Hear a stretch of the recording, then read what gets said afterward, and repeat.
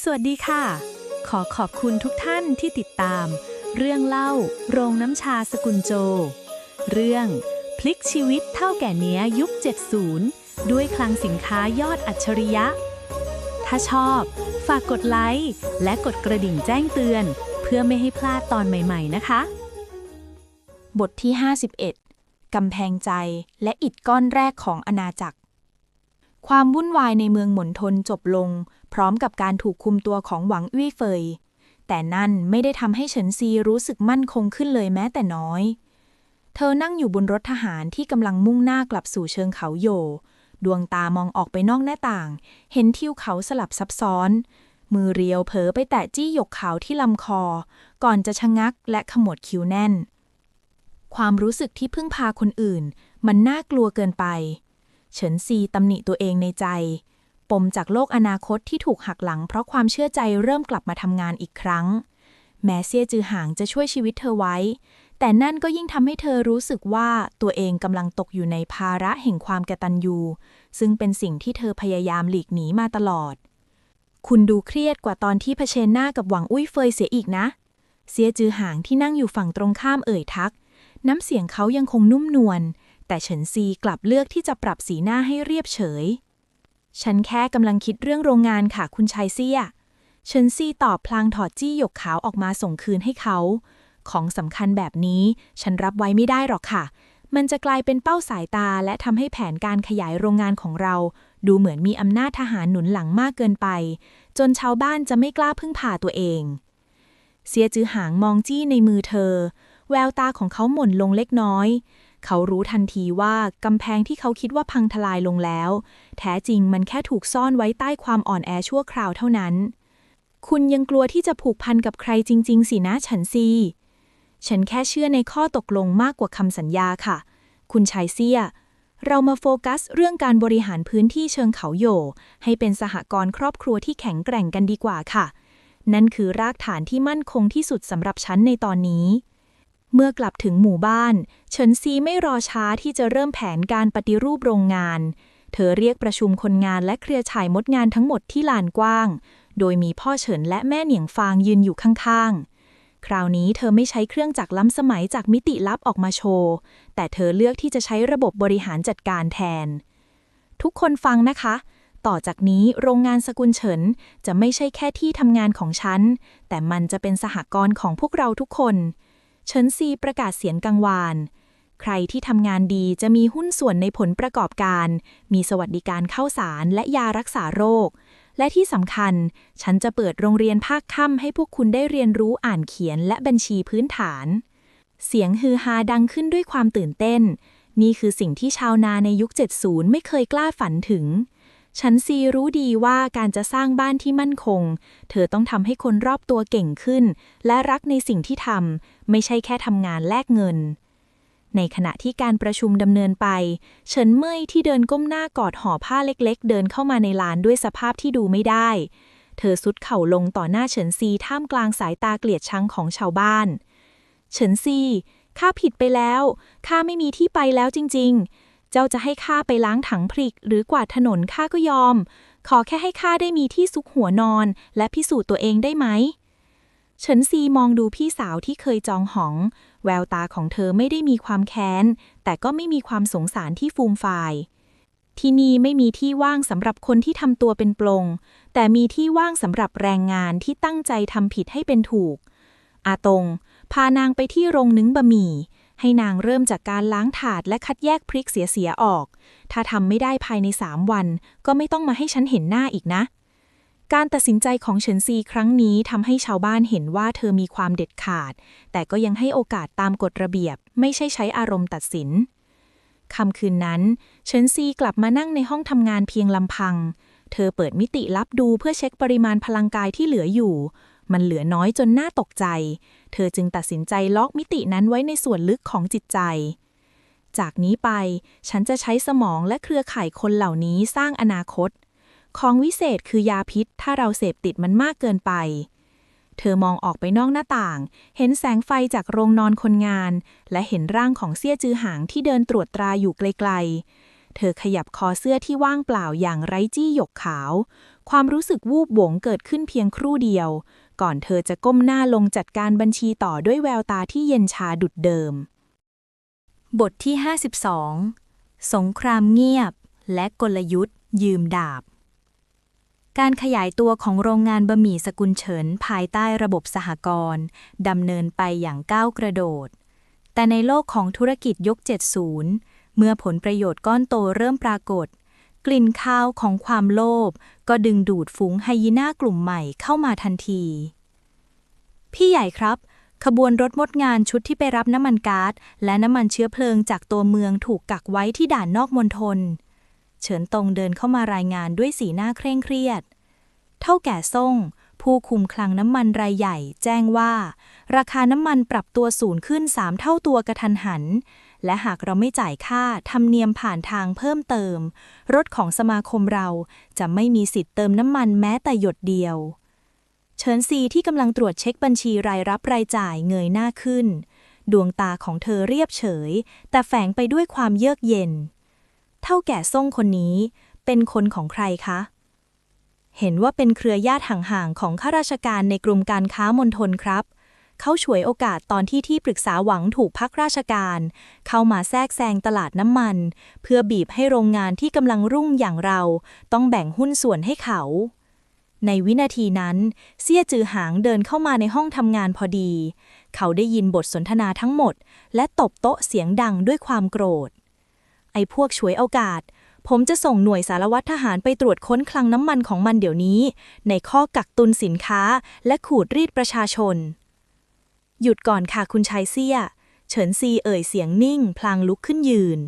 ถ้าคุณใช้กำลังทหารเข้าจัดการตอนนี้เราอาจจะชนะแต่ในระยะยาวชาวบ้านจะมองว่าโรงงานสกุลเฉินอยู่ได้เพราะอำนาจปืนไม่ใช่เพราะความสามารถในการบริหารและนั่นจะทำให้เครือข่ายมดงานของเราขาดความเชื่อมั่นในตัวเองเซียจือหางชะงักไปแววตาที่เต็มไปด้วยความห่วงใยและอยากปกป้องสบเข้ากับดวงตาที่แน่วแน่ของเฉินซีแล้วคุณจะทำยังไงไม่มีน้ำมันรถขนส่งก็เดินไม่ได้โรงงานบะหมี่จะต้องหยุดสายการผลิตภายใน2 วันนะในโลกอนาคตไม่ใช่ค่ะในตำราที่ฉันเคยอ่านการจัดการกับคนที่กุมทรัพยากรไม่ใช่การไปแย่งมาคือการทำให้ทรัพยากรในมือเขากลายเป็นขยะที่ไม่มีใครต้องการเฉินซีหันไปสั่งการเฉินตงทันทีอาตงไปติดต่อกลุ่มคนลากรถและรถเข็นไม้ในสมาคมมดงานของเราบอกว่าฉันจะเปลี่ยนแผนการขนส่งชั่วคราวเราจะใช้แรงคนและแรงสัตว์แทนรถเครื่องจักรในระยะสั้นและที่สำคัญให้ไปปล่อยข่าวในตลาดมณฑลว่าโรงงานสกุลเฉินกำลังจะเปลี่ยนไปใช้เทคโนโลยีเตาฟืนและไบโอแก๊สจากกากพืชในการผลิตบะหมี่ทั้งหมดจนไม่ต้องพึ่งพาน้ำมันก๊าซอีกต่อไปแต่พี่ใหญ่เรายังทำระบบนั้นไม่ได้จริงๆนะครับเฉินตงกระซิบเราไม่ต้องทำได้จริงในวันนี้อาตงเราแค่ต้องทำให้เท่าแก่ซ่งเชื่อว่าเราไม่ต้องการเขาเฉินซีสยายยิ้มบางๆและคุณชายเซี่ยคะฉันขอแรงคุณแค่เรื่องเดียวช่วยจัดทหารไปลาดตระเวนรอบคลังน้ำมันของเขาบ่อยๆแต่อย่าเข้าไปจับกุมแค่เฝ้าดูให้เขารู้สึกกดดันว่าเขากำลังถือของผิดกฎหมายที่พร้อมจะระเบิดคามือทุกวินาทีเซียจือหางมองผู้หญิงตรงหน้าด้วยความทึ่งแม้เขาจะอยากยื่นมือเข้าไปช่วยมากกว่านี้แต่เขาก็เริ่มเข้าใจแล้วว่าเฉินซีต้องการสร้างอาณาจักรที่มั่นคงด้วยสมองของเธอเองความรู้สึกยกย่องในใจเขายิ่งทวีคูณแต่เขาก็เลือกที่จะเก็บระยะห่างไว้ตามที่เธอต้องการเพียงไม่กี่วันต่อมาข่าวลือเรื่องโรงงานสกุลเฉินเลิกใช้น้ำมันและมีทหารเฝ้าจับตาคลังน้ำมันเถื่อนก็ทำให้เฒ่าแก่ซ่งอยู่ไม่สุข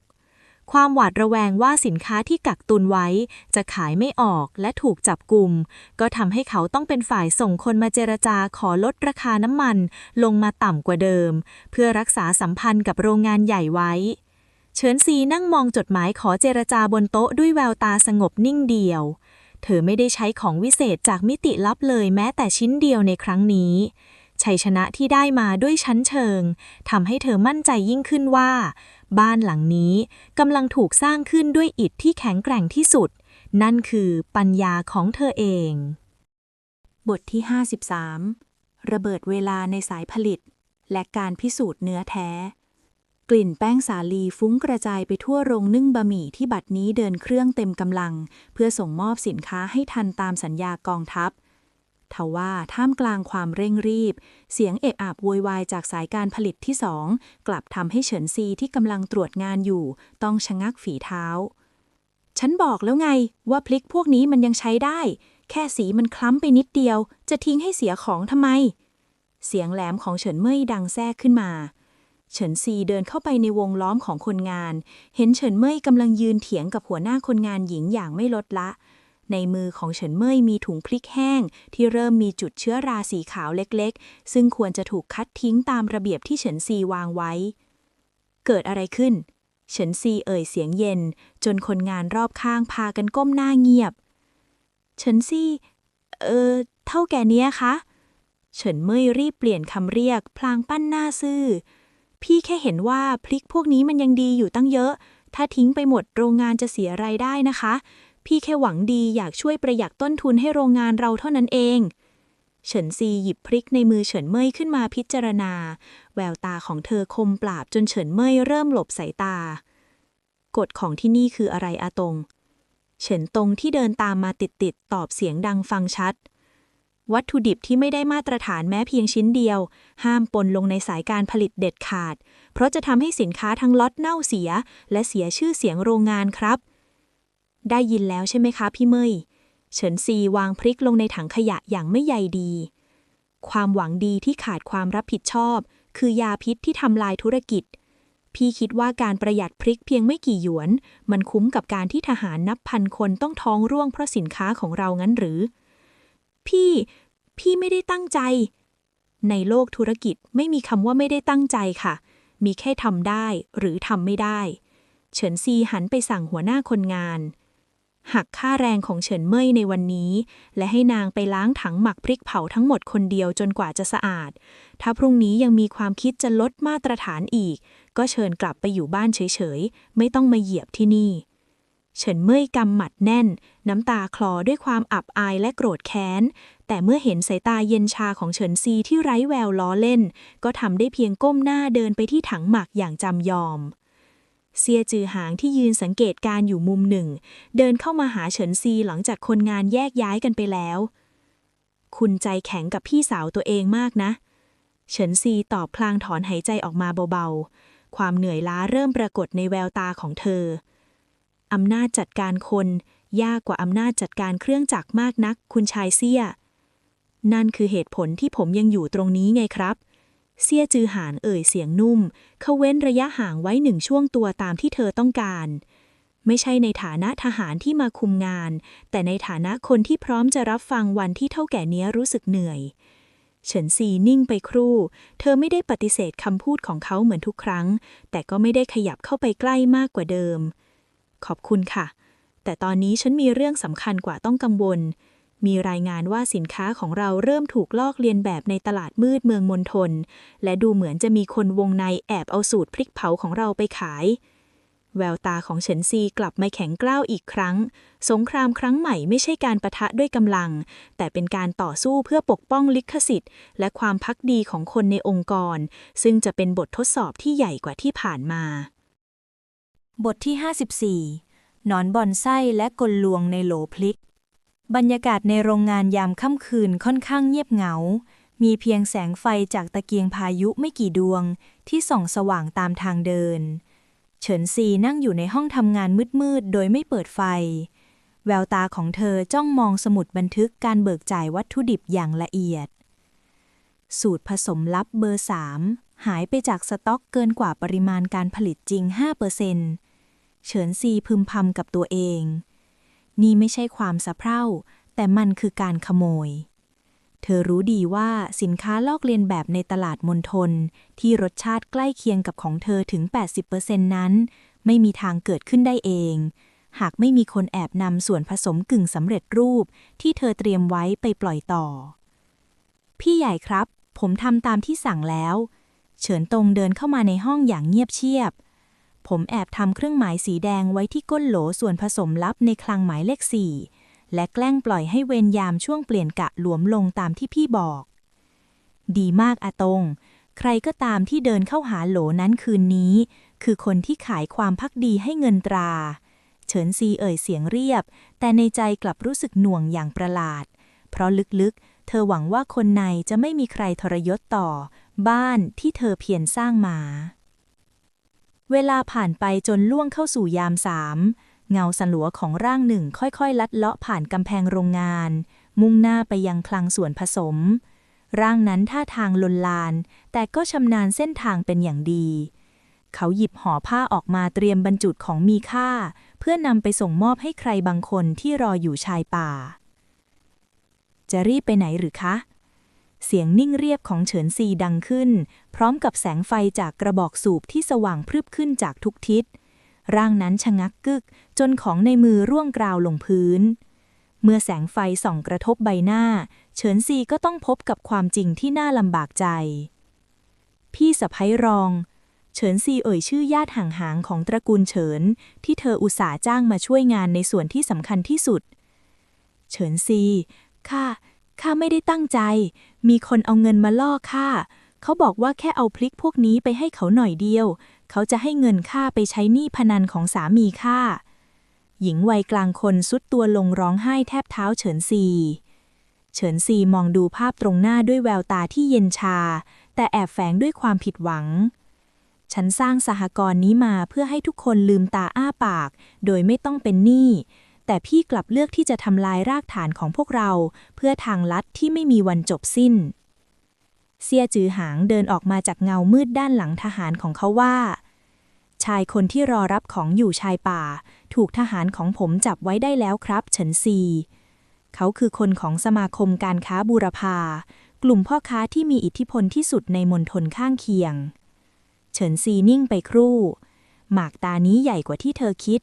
สมาคมการค้าบูรพาไม่ได้ต้องการแค่สูตรพริกเผา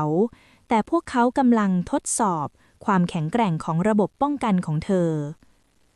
คุณชายเซี่ยคะ ช่วยคุมตัวพี่สะใภ้รองไปขังไว้ก่อน แต่อย่าเพิ่งส่งตำรวจ เฉินซีหันไปมองเซี่ยจือหางที่รักษาระยะห่างไว้ตามระเบียบ ฉันจะใช้ของปลอมในห่อผ้านี้ส่งกลับไปให้พวกสมาคมบูรพาแทน คุณจะซ้อนกลงั้นหรือ ใช่ค่ะ ในห่อผ้านี้ฉันแอบผสมสมุนไพรรสขมจัดที่จะออกฤทธิ์เมื่อผ่านความร้อนเกิน100องศา เฉินซีแสยเสียงยิ้มที่ทำให้คนมองต้องขนลุก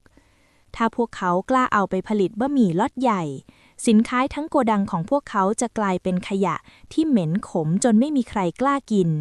และชื่อเสียงของสมาคมบูรพาจะพังพินาศด้วยมือของพวกเขาเอง เซี่ยจือหางมองผู้หญิงตรงหน้าด้วยสายตาที่เปี่ยมไปด้วยความทึ่ง แม้เธอจะไม่ได้ใช้ปืนหรืออำนาจทหาร แต่ไหวพริบที่เฉียบคมและการมองการไกลของเธอนั้น แข็งแกร่งยิ่งกว่าอาวุธใดๆ เขาตระหนักได้ทันทีว่า เท่าแก่เนี้ยคนนี้ไม่ต้องการคนปกป้องที่ทำตัวเป็นเจ้าชีวิต แต่เธอต้องการคู่คิดที่ยืนอยู่เคียงข้างในยามที่เธอเดินหมากเสี่ยงตาย ผมจะจัดการให้ตามที่คุณต้องการครับ เซี่ยจือหางตอบรับอย่างให้เกียรติ ท่ามกลางความมืดมิด เฉินซีมองออกไปที่เส้นทางสู่เมืองมณฑล เธอรู้ดีว่านี่คืออิฐอีกบ้อนที่เธอต้องวาง เพื่อสร้างฐานที่มั่นให้แข็งแกร่งกว่าเดิม ความรู้สึกผิดชอบชั่วดีและการบริหารคน คือสิ่งที่เธอต้องเรียนรู้เพิ่มขึ้นทุกวันในโลกยุค 70 นี้ บทที่ 55 ปราการสีขาวและบทพิสูจน์มาตรฐานสกุลเฉิน เพียงไม่กี่สัปดาห์หลังจากสมาคมการค้าบูรพาต้องเผชิญกับหายนะสินค้าบะหมี่รสขมจัดจนขาดทุนย่อยยับ คลื่นลมที่สงบลงเพียงชั่วครู่ก็แปลเปลี่ยนเป็นพายุลูกใหม่ คราวนี้ไม่ใช่กลุ่มชายชะกันชุดดำแต่เป็นขบวนรถตราโล่จากเมืองมณฑลที่แล่นเข้ามาจอดประชิดหน้าโรงงานแต่เช้าตรู่ประกาศคำสั่งอายัดสินค้าชั่วคราว เสียงกังวานของชายในชุดข้าราชการจัดเต็มยศนามว่าหัวหน้ากองตรวจสอบเวชภัณฑ์และอาหารหลิวเต๋อดังขึ้นท่ามกลางความตกตะลึงของคนงาน เฉินซี่ก้าวออกมาจากโรงนึ่งบะหมี่ด้วยท่าทีสงบนิ่ง เธอสวมผ้ากันเปื้อนสีขาวสะอาดและหมวกคลุมผมเรียบร้อยแววตาของเธอไม่ได้ฉายแววตื่นตระหนกแม้แต่น้อยไม่ทราบว่าโรงงานของเราทำผิดกฎระเบียบข้อไหนหรือคะ ท่านหัวหน้าหลิวเราได้รับเรื่องร้องเรียนว่ามีการปนเปื้อนของสมุนไพรที่ไม่ได้รับอนุญาตในส่วนผสมพริกเผาซึ่งส่งผลต่อรสชาติและอาจเป็นอันตรายต่อผู้บริโภคหลิวเต๋อเอ่ยพลางปั้นหน้าเข้มเราจำเป็นต้องสั่งปิดสายการผลิตทั้งหมดเพื่อเข้าตรวจค้นห้องแลบและคลังวัตถุดิบโดยละเอียดเซี่ยจือหางที่เพิ่งทราบข่าวรีบนำกำลังทหารมาถึงแต่ครั้งนี้เฉินซีกลับยื่นมือออกไปกันเขาไว้เบาๆเป็นสัญญาณว่าอย่าเพิ่งขยับเชิญตรวจได้ตามสบายค่ะแต่เพื่อความยุติธรรมฉันขอให้คนงานของฉันและตัวแทนจากกองทัพร่วมเป็นพยานในการเก็บตัวอย่างทุกขั้นตอนและหากผลการตรวจสอบออกมาว่าเราบริสุทธิ์ฉันหวังว่ากองตรวจสอบมณฑลจะออกจดหมายขอโทษอย่างเป็นทางการเพื่อกู้คืนชื่อเสียงให้เราด้วยนะคะหลิวเต๋อชะงักไปครู่หนึ่งเขาไม่คิดว่าเด็กสาวชาวบ้านจะกล้าต่อรองด้วยท่าทีที่ดูเป็นงานเป็นการเช่นนี้ได้ถ้าเธอคิดว่าความลับของเธอซ่อนได้มิดชิดพอตลอดทั้งวันเจ้าหน้าที่เข้าค้นทุกซอกทุกมุมของโรงงานพวกเขาพยายามหาสมุนไพรรสขมหรือสารเคมีแปลกปลอมที่เฉินซี่ใช้ซ้อนกลสมาคมบูรพาแต่สิ่งที่พวกเขาพบกลับทำให้ต้องอ้าปากค้างโรงงานของเฉินซี่ถูกจัดระเบียบอย่างไร้ที่ติพื้นปูนขัดมันสะอาดเอี่ยมอุปกรณ์ทุกชิ้นถูกฆ่าเชื้อด้วยน้ำเดือดและที่สำคัญที่สุดคือบันทึกมาตรฐานการผลิตหรือ SOP ที่เฉินซี่เขียนขึ้นเองซึ่งระบุขั้นตอนการตรวจสอบวัตถุดิบอย่างละเอียดยิบชนิดที่หน่วยงานรัฐเองยังทำได้ไม่ขนาดนี้นี่มันบันทึกอะไรกันทำไมถึงมีรายละเอียดการแยกอุณหภูมิและค่าความชื้นแบบนี้เจ้าหน้าที่คนหนึ่งพึมพำขณะพลิกดูสมุดบันทึกที่หน้าคลังสินค้านั่นคือมาตรฐานของสกุลเฉินค่ะเราไม่ได้ทำบะหมี่เพื่อขายนะคะเราทำเสบียงที่ปลอดภัยที่สุดเพื่อชาติถ้าท่านจะหาความผิดเพราะรสชาติบะหมี่ของคนอื่นขมท่านควรไปตรวจที่โรงงานของสมาคมบูรพานะคะไม่ใช่ที่นี่เพราะที่นี่เรามีหลักฐานการส่งมอบวัตถุดิบที่ถูกต้องทุกล็อตหลิวเต๋อที่พยายามจะยัดเยียดความผิดถึงกับหน้าถอดสีเมื่อพบว่าแผนการกลั่นแกล้งของเขาถูกโต้กลับด้วยความสะอาดที่มากเกินไปและระบบบัญชีที่แม่นยำจนหาช่องโหว่ไม่เจอเซียจือหางที่ยืนดูอยู่ห่างๆลอบยิ้มออกมาอย่างภูมิใจเขาเห็นแล้วว่าเฉินซี่ไม่ได้ใช้ของวิเศษจากมิติลับเลยในวันนี้เธอใช้เพียงวินัยและความถูกต้องเป็นโล่ป้องกันตัวและนั่นคือปราการที่แข็งแกร่งที่สุดที่ไม่มีอำนาจใดจะพังทลายได้ดูเหมือนจะไม่มีอะไรผิดปกติครับหัวหน้าหลิวเจ้าหน้าที่รายงานเสียงอ่อนเมื่อขบวนรถของกองตรวจสอบแล่นกลับออกไปด้วยความพ่ายแพ้เฉินซี่ก็ซุดตัวลงนั่งที่ม้านั่งไม้หน้าโรงงานด้วยความเหนื่อยล้าเซียจือหางเดินเข้ามาส่งน้ำอุ่นให้เธอ1 แก้วคราวนี้เขานั่งลงข้างๆเธอโดยเว้นระยะไว้เพียงเล็กน้อยคุณวางแผนเรื่องระบบบันทึกพวกนี้ไว้ล่วงหน้าแล้วสินะในโลกที่คนจ้องจะทำลายเราความจริงใจอย่างเดียวไม่พอค่ะคุณชายเซี่ยเราต้องมีหลักฐานที่พิสูจน์ได้ด้วยเฉินซี่จิบน้ำอุ่นพลางมองไปที่โรงงานอิฐก้อนนี้วางเสร็จแล้วค่ะต่อไปจะไม่มีใครกล้าสงสัยในมาตรฐานของเราอีกบทที่56เทียบเชิญจากเมืองหลวงและแผนการอย่างรากภายหลังจากการตรวจสอบครั้งใหญ่ที่ผ่านพ้นไปด้วยความมีชัยโรงงานสกุลเฉินก็กลายเป็นชื่อที่ถูกพูดถึงในวงกว้างไม่ใช่เพียงในฐานะผู้ผลิตบะหมี่รสเลิศแต่ในฐานะโรงงานตัวอย่างที่มีระบบจัดการทันสมัยที่สุดในภูมิภาคในเช้าที่อากาศเริ่มเปลี่ยนทิศทางลมเฉินซีได้รับซองจดหมายประทับตราครั่งสีทองจากคณะกรรมการบริหารอุตสาหกรรมส่วนกลางเนื้อหาในนั้นคือการเชิญตัวแทนโรงงานจากมณฑลต่างๆเข้าร่วมงานนิทรรศการเกษตรและอุตสาหกรรมณปักกิ่งเพื่อคัดเลือกสินค้าต้นแบบสำหรับการจัดสรรเข้าสู่ระบบปันส่วนระดับประเทศปักกิ่งงั้นหรือเฉินซีพึมพำแววตาที่หม่นแสงลงเล็กน้อยบ่งบอกถึงความกังวลลึกๆในใจปักกิ่งคือศูนย์กลางอำนาจและเป็นที่ที่หวังอี่เฟยมีสายสัมพันธ์โยงใยหนาแน่นที่สุดนี่คือโอกาสทองไม่ใช่หรือครับพี่ใหญ่เฉินตงเอ่ยด้วยความตื่นเต้นถ้าสินค้าเราได้รับเลือกให้เป็นสินค้าต้นแบบระดับประเทศเราจะขยายโรงงานไปได้ไกลกว่าที่เราเคยฝัน โอกาสมักมาพร้อมกับหลุมพรางเสมออาตงเฉินซีพับจดหมายเก็บอย่างเป็นระเบียบการไปปักกิ่งในครั้งนี้เราจะไม่ไปเพื่อย้ายฐานแต่เราจะไปเพื่อประกาศตัวตนและเก็บข้อมูลตลาดมหาศาลที่นั่นฐานที่มั่นที่แข็งแกร่งที่สุดของเรายังคงอยู่ที่เชิงเขาอยู่แห่งนี้เธอมองออกไปที่สายการผลิตบะหมี่ที่ดำเนินไปอย่างสม่ำเสมอเฉินซีตัดสินใจว่าเธอจะยังไม่นำเครื่องจักรที่ทันสมัยกว่านี้ออกมาจากมิติลับแต่เธอจะใช้คุณภาพของคนและเครือข่ายมดงานเป็นหัวใจหลักในการไปนำเสนอในขณะที่เธอกำลังเตรียมงานเซี่ยจือหางก็ก้าวเข้ามาในห้องทำงานท่าทางของเขาดูเคร่งขรึมกว่าปกติผมทราบเรื่องเทียบเชิญแล้วนะคะเฉินซีการเดินทางไปปักกิ่งในช่วงที่สถานการณ์การเมืองยังไม่นิ่งแบบนี้มันเสี่ยงเกินไปฉันหลีกเลี่ยงไม่ได้ค่ะคุณชายเซี่ยถ้าฉันไม่ไปพวกเขาจะมองว่าโรงงานเรามีอะไรปิดบังและนั่นจะเปิดช่องให้คู่แข่งโจมตีเราได้ง่ายขึ้นเฉินซีมองสบตาเขาด้วยความแน่วแน่แต่ฉันมีเงื่อนไข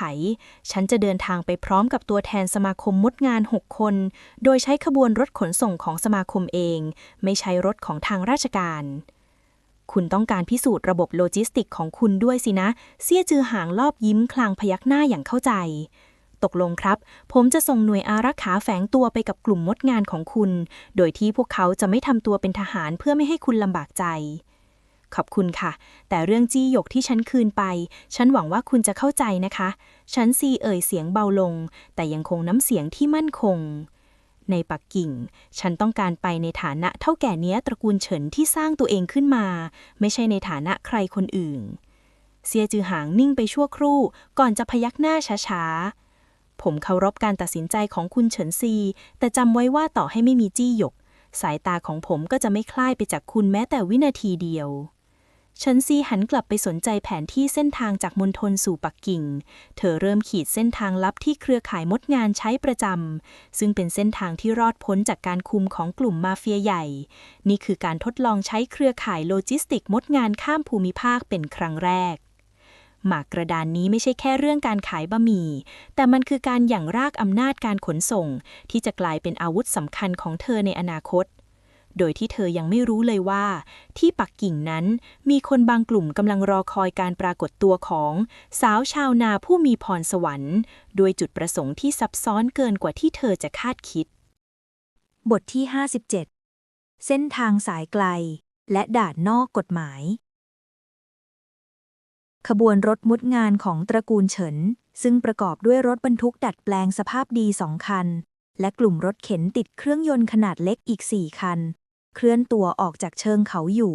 มุ่งหน้าสู่ทิศเหนืออย่างเงียบเชียบเฉินซีนั่งอยู่ในรถคันนำเธอสวมชุดผ้าฝ้ายเนื้อหนาสีเข้มท่าทางทะมัดทะแมงในมือมีสมุดบันทึกเส้นทางที่เธอคอยจดรายละเอียดของสภาพถนนและจุดยุทธศาสตร์ตลอดทางพี่ใหญ่ครับอีกไม่เกิน10 กิโลเมตรจะถึงด่านตรวจรอยต่อมณฑล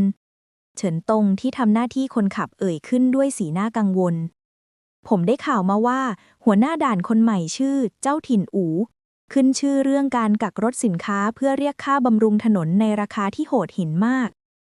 เฉินซีหันไปมองผ่านกระจกหลังเห็นรถบรรทุกเสบียงทหารของเซี่ยจือหางขับตามมาห่างๆในระยะที่มองไม่เห็นเครื่องหมายกองทัพหากไม่สังเกตดี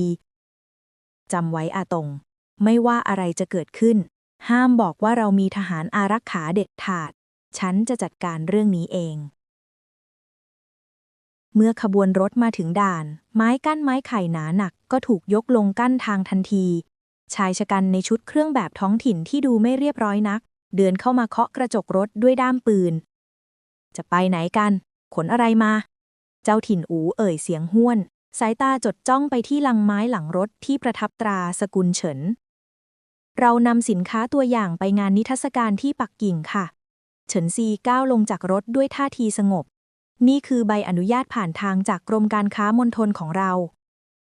เจ้าถิ่นอูรับเอกสารไปดูเพียงครู่เดียวก็ขยำมันทิ้งลงพื้นเอกสารนี่ใช้ได้แค่ในมณฑลของเธอแต่ที่นี่คือเขตปกครองพิเศษอยู่เหนือค่าธรรมเนียมผ่านทางสำหรับรถสินค้าขนาดนี้คือ50 หยวนต่อคันไม่จ่ายก็จอดทิ้งไว้ตรงนี้จนกว่าพริกเผาของเธอจะเน่าเงิน50 หยวนในยุค70คือเงินเดือนทั้งเดือนของคนงานทั่วไป การเรียกเก็บเช่นนี้คือการจงใจรีดไถชัดเจนเซี่ยจือหางที่สังเกตการอยู่ไกลๆเริ่มขยับมือไปที่วิทยุสื่อสารเตรียมสั่งการแต่เขาต้องชะงักเมื่อเห็นเฉินซีเดินเข้าไปหาเจ้าถิ่นอูพร้อมกับโหลบะหมี่ตัวอย่างในมือ50 หยวนเป็นราคาที่สมเหตุสมผลสำหรับถนนที่ราบเรียบค่ะแต่ฉันเห็นว่าสะพานไม้ถัดจากด่านนี้ไปเริ่มผุพังถ้าเราจ่ายเงินให้ท่านแล้วรถเราตกสะพานท่านจะรับผิดชอบสินค้าของรัฐบาลปักกิ่งไหวหรือคะสินค้าของรัฐบาลปักกิ่งงั้นหรือเจ้าถิ่นอูชะงักในจดหมายเชิญระบุว่าสินค้าทุกล็อตที่กำลังเดินทางไปงานนิทรรศการถือเป็นทรัพย์สินชั่วคราวในการดูแลของส่วนกลางเฉินซีโกหกด้วยใบหน้าที่นิ่งสนิทพลางยื่นซองจดหมายประทับตราทองให้เขาดูห่างๆหากท่านเก็บค่าธรรมเนียมเกินกว่าที่กฎหมายกำหนดและทำให้ขบวนรถต้องล่าช้าจนไปไม่ทันงานเปิดชื่อของท่านจะถูกบันทึกในรายงานอุปสรรคต่อความมั่นคงทางอาหารที่ฉันต้องส่งให้กรรมการบริหารปักกิ่งทันทีที่ไปถึงเจ้าถิ่นอูเริ่มหน้าซีดเขาเป็นเพียงคนคุมด่านเล็กๆที่ชอบรังแกพ่อค้าไร้ทางสู้แต่เมื่อเจอกับผู้หญิงที่อ้างถึงส่วนกลางด้วยท่าทางสุขุมแบบนี้เขาก็เริ่มไม่แน่ใจแต่ด่านเราก็ต้องมีค่าใช้จ่ายเขาพยายามประคองหน้างั้นเอาแบบนี้ดีไหมคะฉันยื่นบะหมี่และพริกเผาให้เขานี่คือบะหมี่กึ่งสำเร็จรูปรุ่นทดลองที่ยังไม่มีวางขายฉันมอบให้ท่านและลูกน้องไว้รองท้องในช่วงเข้าเวรกลางคืนถือเป็นน้ำใจจากคนทำมาค้าขายส่วนค่าธรรมเนียมฉันขอจ่ายตามจริงที่ระบุในใบเสร็จรับเงินอย่างเป็นทางการของรัฐบาลเพื่อที่ฉันจะได้นำไปเบิกคืนกับส่วนกลางได้ถูกต้องท่านคงไม่อยากให้ฉันต้องรายงานว่าไม่มีใบเสร็จใช่ไหมคะเจ้าถิ่นอูมองบะหมี่สลับกับใบหน้าของเฉินซีเขาตระหนักได้ว่าถ้าเขาออกใบเสร็จปลอมหรือเรียกเก็บเกินจริงข้อมูลนี้จะกลายเป็นหลักฐานมัดตัวเขาทันทีเห็นแก่เป็นสินค้าตัวอย่างจ่ายมาคันละ2 หยวนตามระเบียบปกติก็พอยกไม้กั้นขบวนรถมดงานแล่นผ่านด่านไปได้อย่างง่ายดายโดยไม่ต้องเสียเงินมหาศาลหรือใช้กำลังทหารฉันตรงมองพี่สาวด้วยความทึ่งพี่ใหญ่พี่กล้าอ้างเรื่องรายงานส่วนกลางขนาดนั้นเลยหรือครับในโลกที่มีแต่คนจ้องจะข่มเหงคนอ่อนแอเราต้องทำตัวให้ดูใหญ่กว่าพวกมันอาตงเฉินซีตอบพลางเก็บจดหมายลงกระเป๋าอำนาจที่แท้จริงไม่ได้อยู่ที่กระดาษแต่อยู่ที่ว่าเราจะทำให้เขาเชื่อในสิ่งที่เราพูดได้มากแค่ไหนเซี่ยจือหางที่ขับรถตามมาหลอบยิ้มด้วยความภูมิใจเขาเริ่มเข้าใจแล้วว่าทำไมฉันซีถึงไม่อยากพึ่งพาอำนาจทหารของเขาเพราะการที่เธอเอาชนะอุปสรรคเหล่านี้ได้ด้วยตัวเองนั้นมันคือการสร้างบารมีแก่เครือข่ายมดงานของเธออย่างยั่งยืนที่สุดบทที่ 58 เหมันคุกคามและดวงตาในเงามืดยิ่งขบวนรถมดงานเคลื่อนตัวขึ้นสู่ทิศเหนือมากเท่าไหร่อุณหภูมิที่เคยอบอุ่นของมณฑลทางตอนใต้ก็เริ่มถูกแทนที่ด้วยลมหนาวที่พัดกระโชกแรงไอสีขาวจางๆพุ่งออกมาจากลมหายใจของคนงานทุกครั้งที่เอ่ยปากสภาพอากาศที่เปลี่ยนแปลงอย่างกระทันหันกลายเป็นอุปสรรคสำคัญที่เฉินซีไม่ได้คาดคิดว่าจะรุนแรงขนาดนี้กึกกึกปังเสียงเครื่องยนต์ของรถบรรทุกคันนำที่เฉินซีนั่งอยู่ส่งเสียงประหลาดก่อนจะสำลักควันสีดำออกมาและดับลงกลางถนนลูกรังที่ขนานข้างด้วยป่าสนหนาทึบขบวนรถทั้งหมดต้องหยุดชะงักลงทันทีเกิดอะไรขึ้นอาตงเฉินซีถามพลางกระชับเสื้อคลุมไหล่เครื่องยนต์น็อกครับพี่ใหญ่ดูเหมือนน้ำมันหล่อลื่นจะแข็งตัวเพราะอากาศเย็นจัดจนเครื่องเดินไม่ได้เฉินตงตอบพลางพยายามบิดกุญแจสตาร์ทซ้ำๆแต่ก็ไร้ผลเฉินซีก้าวลงจากรถลมหนาวบาดผิวจนเธอรู้สึกแสบไปทั้งหน้าเธอเดินไปดูหม้อน้ำและเครื่องยนต์ที่ส่งกลิ่นไหม้จางๆในมิติลับของเธอมีน้ำยาละลายจุดเยือกแข็งและเครื่องมือช่างที่ทันสมัยกว่านี้มากแต่เธอเม้มริมฝีปากแน่นไม่ได้ฉันจะใช้ของพวกนั้นต่อหน้าคนงานมดงานไม่ได้พวกเขาต้องเรียนรู้วิธีแก้ปัญหาด้วยทรัพยากรที่มีอาตงเอาโหลกิ๊กเผารุ่นเผ็ดนรกออกมา5 โหลแล้วผสมกับเศษฝ้ายที่ชุบน้ำมันก๊าซก่อไฟให้เกิดควันสีดำหนาทึกแล้วพัดลมส่งกลิ่นควันนั้นไปทางเนินเขาลมบนเพียงไม่นานควันหนาทึบที่ฉุนกึกด้วยไอพริกและสารสกัดจากเครื่องเทศเข้มข้นก็ลอยล่องไปตามทิศทางลม กลิ่นที่รุนแรงจนแสบตาแสบจมูกพุ่งตรงเข้าหาเนินเขาที่รถสีดำซุ่มอยู่เสียงไอโขกเขลกและเสียงสะบดดังกังวานมาจากเนินเขาไม่ไกลไม่นานนักหนารถคันนั้นก็ต้องจำใจสตาร์ทเครื่องแล้วรีบขับหนีออกไปเพราะไม่สามารถทนทานต่อควันพริกที่ทำลายระบบประสาทการหายใจได้เซี่ยจือหางลอบหัวเราะออกมาเบาๆคุณนี่มันใช้พริกเผาเป็นอาวุธเคมีได้ทุกสถานการณ์จริงๆนะในฐานะแม่ค้าพริกเผานี่คือการป้องกันตัวที่นุ่มนวลที่สุดแล้วค่ะเฉินซีตอบพลางมองดูเครื่องยนต์ที่เริ่มกลับมาส่งเสียงคำรามอีกครั้งเราต้องรีบไปอาตงพายุหิมะลูกจริงกำลังจะมาและศัตรูในปักกิ่งคงไม่ใช้แค่ควันพริกจัดการเราแน่ขบวนรถมดงานแล่นฝ่าความหนาวเย็นมุ่งหน้าต่อไปแต่ลึกในใจเฉินซีรู้ดีว่าการเดินทางครั้งนี้ไม่ได้ไปเพื่อโชว์สินค้าเพียงอย่างเดียวแต่มันคือการเดินเข้าสู่สมรภูมิอำนาจที่เธอต้องใช้มากกว่าแค่พริกเผาเพื่อเอาชนะบทที่ 59 ด่านกักกันกำมะลอและหมากที่ไร้พยัคฆ์แสงสีทองหม่นๆของดวงอาทิตย์ยามเย็นทอดผ่านซุ้มประตูทางเข้าชานเมืองปักกิ่งขบวนรถมดงานที่สะบักสะบอมจากพายุหิมะจอดสนิทหน้าด่านตรวจขนาดใหญ่ที่มีเจ้าหน้าที่ในชุดป้องกันมิดชิดยืนเรียงรายราวกับกำลังรับมือกับโรคระบาดร้ายแรงพี่ใหญ่ครับคุณชายเซี่ยฝากจดหมายด่วนไว้ให้ก่อนที่เขาจะถูกเรียกตัวเข้ากรมทหารราบที่1เมื่อครู่นี้ครับเฉินตงยื่นซองจดหมายที่มีรอยประทับตราลับให้เฉินซีด้วยมือที่สั่นเทาเฉินซีเปิดอ่านข้อความสั้นๆมีการขยับเขยื่อนสายบังคับบัญชาด่วนผมถูกสั่งกักบริเวณเพื่อรายงานตัวนี่คือแผนแยกเราออกจากกันระวังตัวด้วยผมจะรีบไปหาคุณให้เร็วที่สุดเฉินซีขยำกระดาษแน่นแววตาที่เคยนิ่งสงบกลับวาวโรดขึ้นด้วยความระแวดระวังหวังอื้อเฟยนายใช้อำนาจที่มีอยู่เฮือกสุดท้ายดึงเซี่ยจือหางออกไปเพื่อกักฉันไว้ที่นอกเมืองสินะรถทุกคันหยุดเจ้าหน้าที่ร่างสูงใหญ่เดินเข้ามาเคาะตัวถังรถเราได้รับคำสั่งจากสำนักงานสาธารณสุขส่วนกลางให้กักกันสินค้าเกษตรทุกชนิดที่มาจากพื้นที่เสี่ยงเพื่อตรวจหาเชื้อราและสารปนเปื้อนห้ามรถเคลื่อนที่จนกว่าจะได้รับผลแลบในอีก7 วัน7 วันงั้นหรือคะเฉินซีก้าวลงจากรถ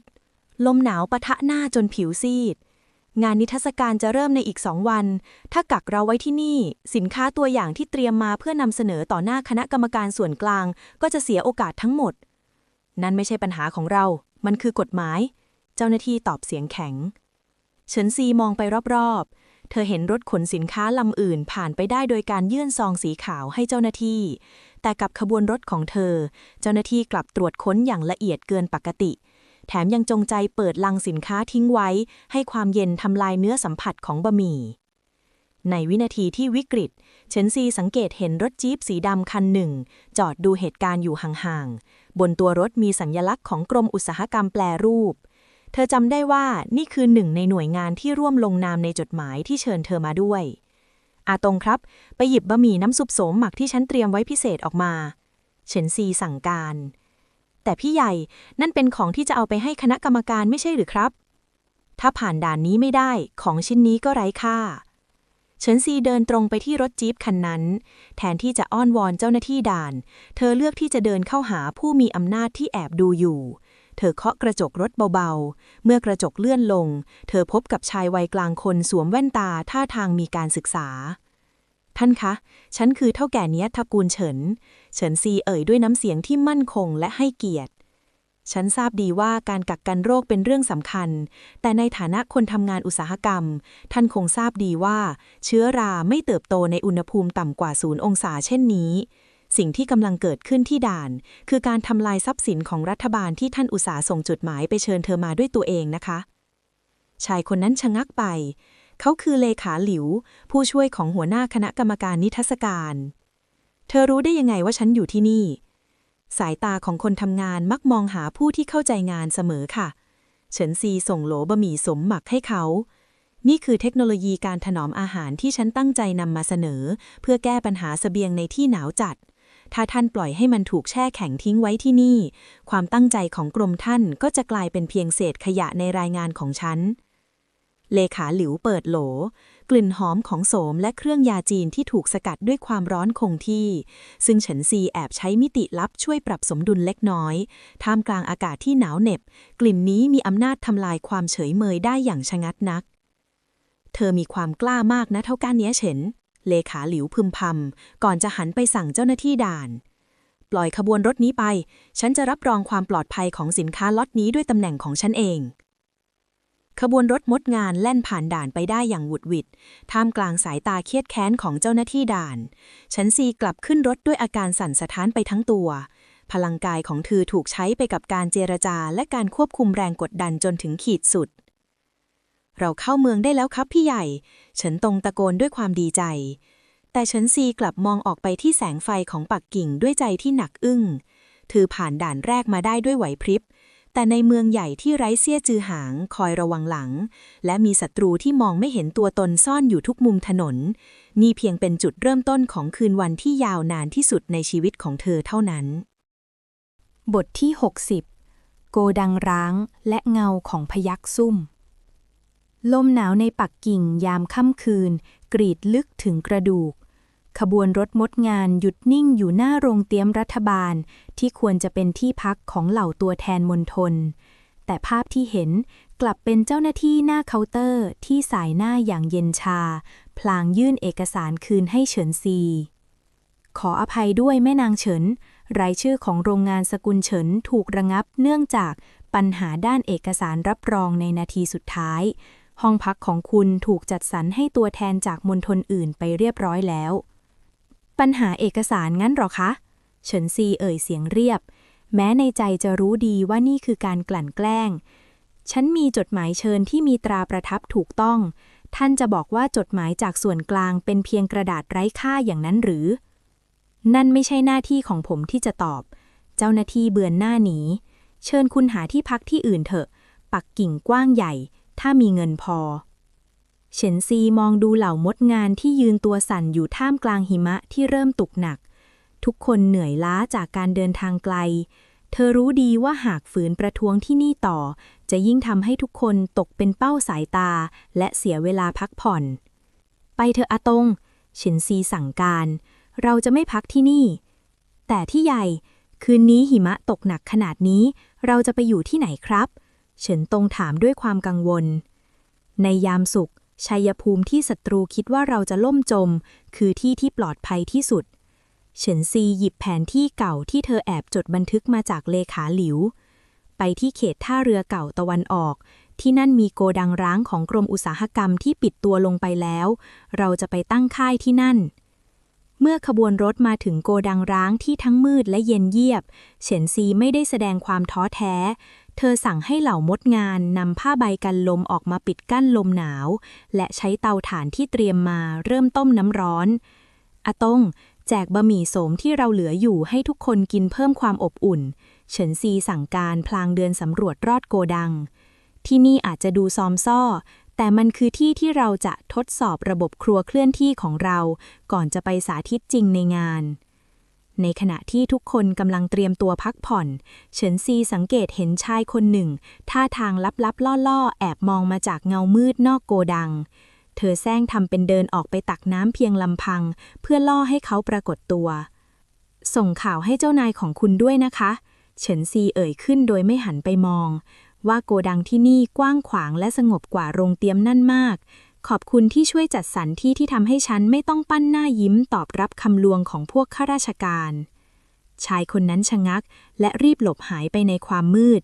เขาคือคนของตระกูลหลินผู้ที่เป็นนายเหนือหัวของหวังอื่อเฟยซึ่งบัดนี้เริ่มตระหนักแล้วว่าหญิงสาวจากชนบทคนนี้มีกระดูกสันหลังที่แข็งแกร่งเกินกว่าจะหักทิ้งได้ง่ายๆเฉินซีกลับเข้าสู่ข้างในเธอหยิบจี้หยกขาวที่เซี่ยจือหางเคยให้ไว้ซึ่งเธอแอบเก็บไว้ในกระเป๋าเสื้อข้างในขึ้นมาดูชั่วครู่แม้จะรักษาระยะห่างแต่ในคืนที่ไร้แสงดาวเช่นนี้ความอบอุ่นจากความเชื่อมั่นที่เขามีให้กลับกลายเป็นพลังเดียวที่ทำให้เธอฝืนยืนหยัดอยู่ได้คุณชายเสี่ยฉันจะรอวันที่คุณกลับมาเห็นชัยชนะของฉันในปักกิ่งเฉินซีเก็บจี้หยกแล้วหันไปคุมงานนวดแป้งต่อ แววตาของเธอในคืนนี้ไม่ได้มีเพียงความแค้นแต่มันคือความมุ่งมั่นที่จะพิสูจน์ว่าแม้จะอยู่ในโกดังร้างที่ถูกลืมเธอก็สามารถสร้างสิ่งที่ยิ่งใหญ่ที่สุดในงานนิทรรศการครั้งนี้ได้